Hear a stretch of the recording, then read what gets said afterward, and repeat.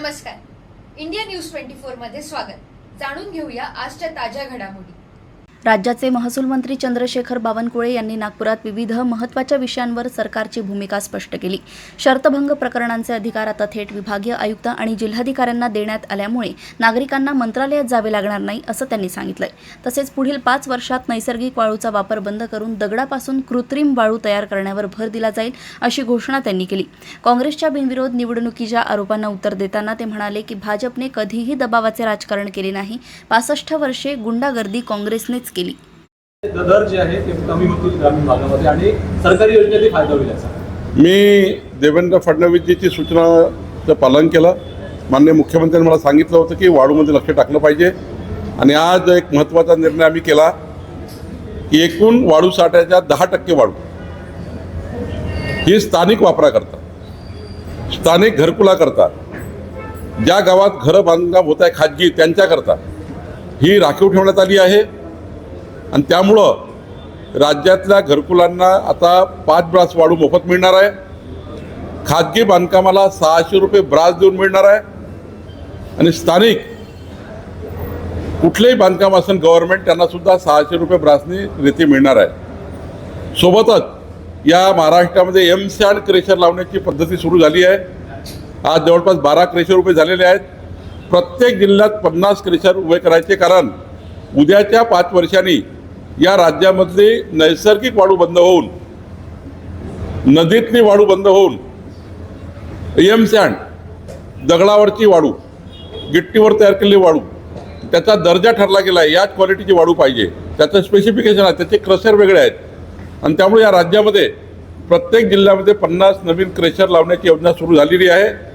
मी आपल्या माध्यमातून व्यावसायिकाला आवाहन करतो, ज्यांना ज्यांना एम-सॅन्ड क्रेशर पाहिजे आहे त्यांनी ओपन, आम्ही आता कलेक्टरला पॉवर दिलेले आहेत, जिल्हाधिकाऱ्याकडे जायचं, एम-सॅन्डचं क्रेशर घ्यायचं आणि एम-सॅन्ड क्रेशर लावायचे, ज्यातनं पुढच्या 5 वर्षांनी नैसर्गिक वाळू बंद होणार आहे.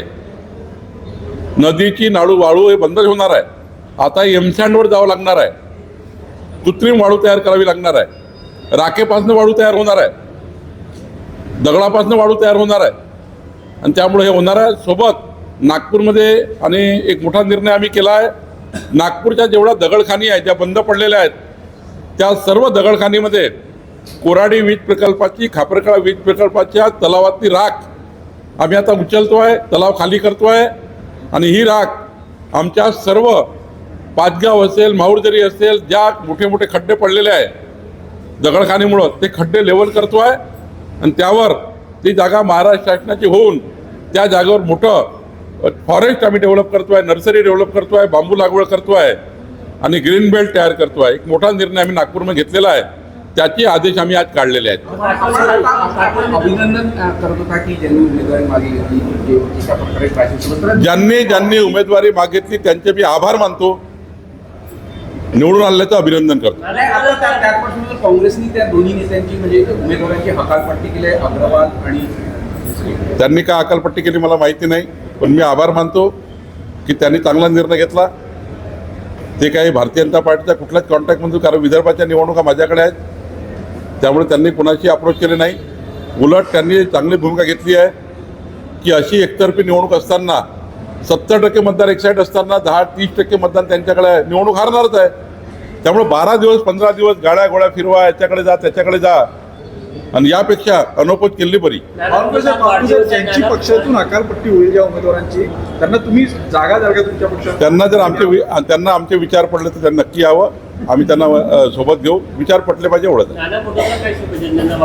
मी माननीय काँग्रेसचे नेते नानाभाऊ पटोलेजींना वाढदिवसाच्या शुभेच्छा देतो. माननीय नानाभाऊ पटोले यांची कुलदैवता आई महालक्ष्मी कोराडी आहे, माझी कुलदैवत आहे. त्यांना आई महालक्ष्मी उदंड आयुष्य देवो, त्यांचं जीवन मंगलमय राहो अशी शुभेच्छा मी नाना पटोलेंना देतो आहे. काटोल विधानसभा मतदारसंघामध्ये लोहारी चांगला एक गाव आहे जिथे 40 वर्षाआधी कादर तलावासाठी जमीन अधिग्रहित करण्यात आली होती. मात्र आता तिथे काम होत नव्हतं, त्यामुळे कुठेतरी स्वतः नागरिकांनी तिथे काम हाती घेतलं. लोहारी सांगवाला मी त्याच्यात पाझर तलावाकरता मी DPCतनं मायनिंगमधनं पैसा देऊन तो पाझर तलाव बांधून देईन. हिंदी में बताइए सर, एक जानकारी. अशाच ताज्या घडामोडी जाणून घेण्यासाठी बघत रहा इंडिया न्यूज 24.